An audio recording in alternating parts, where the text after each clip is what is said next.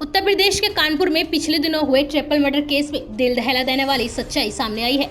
परचून दुकानदार के घर पर ठहरे दोस्तों ने ही लूटपाट के इरादे से दंपति और बच्चे की हत्या कर हत्याकांड को अंजाम दिया था। 12 साल के मासूम की आंखों के सामने पहले उसके पिता और फिर मां की चापड़ से हत्या कर दी गई थी। वह चीखा तो उसके मुंह में कपड़ा ठूस दिया गया। इसके बाद पहचान खुलने के डर से उसकी भी हत्या कर दी गई और दोनों दोस्त भाग निकले थे। पुलिस ने 48 घंटे के भीतर ही इस हत्याकांड का खुलासा करते हुए दोनों हत्यारों को दबोच लिया है। फजलगंज पुलिस और क्राइम ब्रांच की संयुक्त टीम ने इस तिहरे हत्याकांड का खुलासा कर दिया है। डीसीपी क्राइम सलमान ताज ने बताया कि फजलगंज में 1 अक्टूबर की रात परचून की दुकान चलाने वाले प्रेम किशोर, उसकी पत्नी गीता और बच्चे नैतिक की हत्या प्रेम किशोर के दोस्तों ने ही की थी। हत्याकांड के आरोपी बेकवर इटावा निवासी गौरव और उसके साथी इटावा में रहने वाले ही हिमांशु को गिरफ्तार कर लिया गया है। गौरव ने पूछताछ में बताया कि मृतक प्रेम किशोर के साथ वह गुड़गांव की एक फैक्ट्री में कई साल पहले नौकरी करता था। इसके चलते उसका प्रेम किशोर के घर आना जाना था। लॉकडाउन के बाद से गौरव की नौकरी छूट गई और वह आर्थिक तंगी से जूझ रहा था।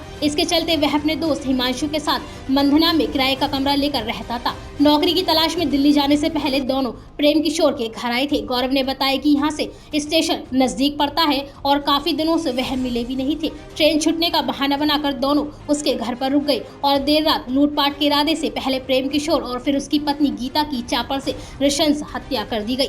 बच्चा हत्याकांड देख सहम उठा और चीखा तो उसके मुंह में कपड़ा ठूस दिया गया। इसके बाद पहचान खुलने के डर से बच्चे को भी मार डाला। घर में लूटपाट करने के बाद दोनों आरोपी फरार हो गए थे। दरअसल फजलगंज उचवा निवासी प्रेम किशोर का घर पर ही परचून की दुकान चलाते थे।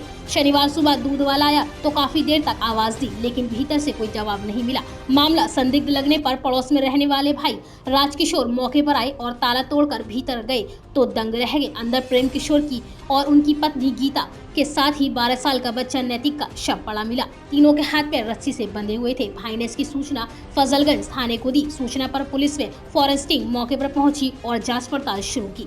पुलिस ने आरोपी को गिरफ्तार कर अब जेल भेज दिया है।